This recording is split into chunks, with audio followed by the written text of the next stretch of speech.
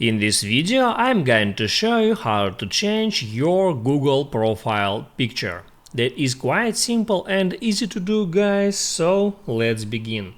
And first open up your browser and here firstly open up google.com.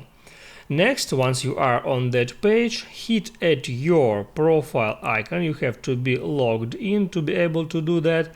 And here tap at manage your Google account. It moves you to that page, and here you can tap here on profile picture and then tap at camera icon.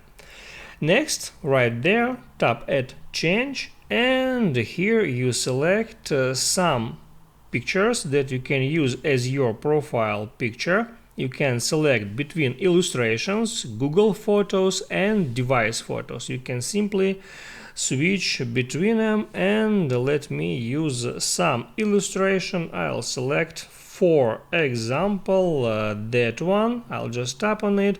Now I can change the color of that illustration, and then I can tap at save as profile picture. And now I can tap at got it, and the profile picture has been updated, as you can see. That's how it works. If this video helped you out, don't forget to like and subscribe.